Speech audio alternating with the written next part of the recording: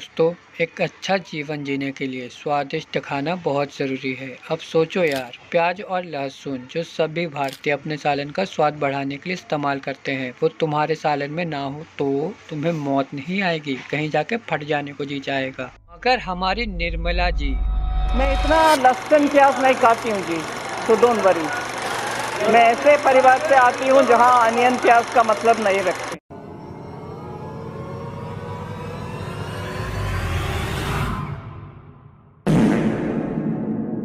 मगर हमारा सवाल उनसे ये नहीं है वो प्याज या लहसुन खाती है या नहीं। हमारा सवाल ये है वो ऐसा क्या नया खाती है जिससे उनके जुबान को एक नया स्वाद मिलता है जो हमें नहीं मिलता। क्या ये हीरे जवाहरात खाती है? क्योंकि क्या मालूम, हम गरीब लोग प्याज और लहसुन खाकर गुजारा कर रहे हो और ये अमीर लोग हीरे जवाहरात खाकर।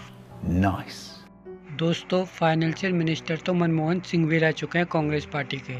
उनके वक्त में भी महंगाई बढ़ती थी, लेकिन उनका हमेशा एक ही जवाब होता था।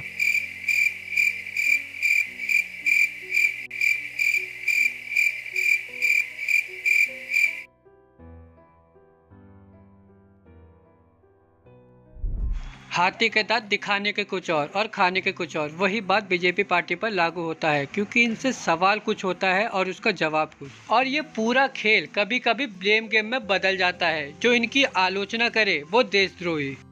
जुमला स्ट्राइक नंबर 1, 15 लाख रुपए हर बैंक अकाउंट में। जुमला स्ट्राइक नंबर 2, 2 करोड़ युवाओं को हर साल रोजगार। लेकिन आप सर्जिकल स्ट्राइक को जुमला स्ट्राइक बोले, आप सर्जिकल स्ट्राइक को जुमला स्ट्राइक बोले, यह देश कभी माफ नहीं करेगा।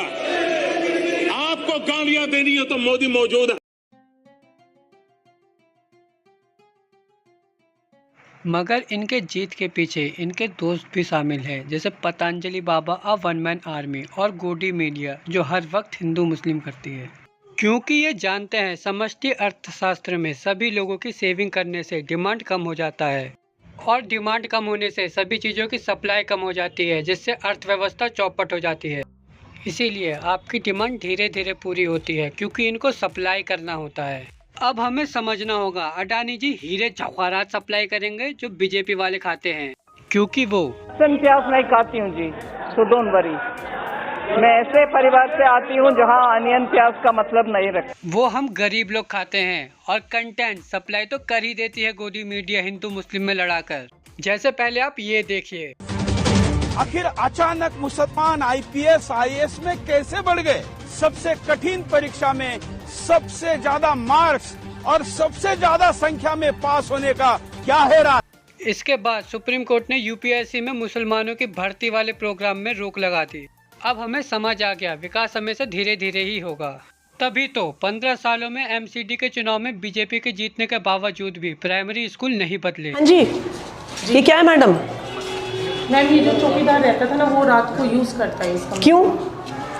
ये स्कूल चौकीदार के लिए, बच्चों के लिए है।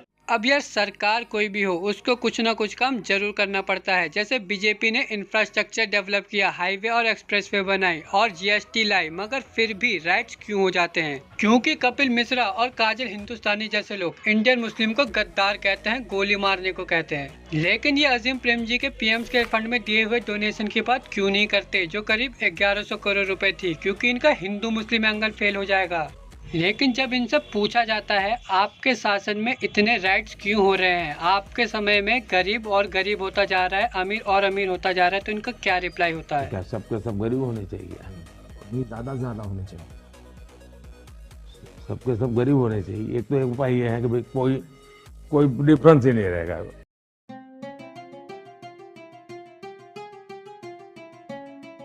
लेकिन अब हम बात करते हैं बीजेपी के पुराने दोस्त पतंजलि बाबा, अ वन मैन आर्मी की, जिनकी ट्रेन भूलकर दूसरे पटरी पर चली जाती है। लेकिन मैं ऐसा क्यों कह रहा हूँ? क्योंकि दोस्तों, कभी भ्रष्टाचार और महंगाई पर बढ़ चढ़कर बोलने वाले व्यक्ति जिसने लोकपाल पर सहमति जताई थी, वो आज चुप। क्योंकि इनका रेवेन्यू फॉरेन कंट्री से 1% और इंडिया से 99%। और हो सकता है वो शायद इसी बीच भूल गए होंगे। इन पतंजलि बाबा ने इतना पैसा कैसे कमा लिया है, इसकी दो वजह है। पहला, विदेश का कोलगेट दांत मंजन को बॉयकॉट करो और पतंजलि दांत मंजन खरीदो क्योंकि वो देश का है। और दूसरा, कभी ना ठीक होने वाली बीमारी को सेवा देकर ठीक कर देना। में सबसे पहले एड्स शामिल है। उसको ठीक करने के उपाय में सबसे पहले आपको अपनी छाती से भरी सांस को पूरी तरीके से बाहर निकालना है। फिर आपको इनकी स्लीपिंग पिल्स खरीद के पेशेंट को खाना खाने से पहले एक गोली देनी है और सोने के बाद एक गोली, और इसको देते ही रहना है जब तक डॉक्टर की रिपोर्ट ना आ जाए जिसमें लिखा हो अकाल भूख से व्यक्ति की मृत्यु। और यही एड्स का इलाज है। और दूसरी बीमारी का इलाज कोरोनिल था, जिसका सरकार ने खुद खंडन कर दिया था। यार, कंपटीशन भी तो एक अच्छी चीज होती है जिससे एक अच्छी क्वालिटी और एक अच्छा प्राइस मिल पाता है। तो यार बस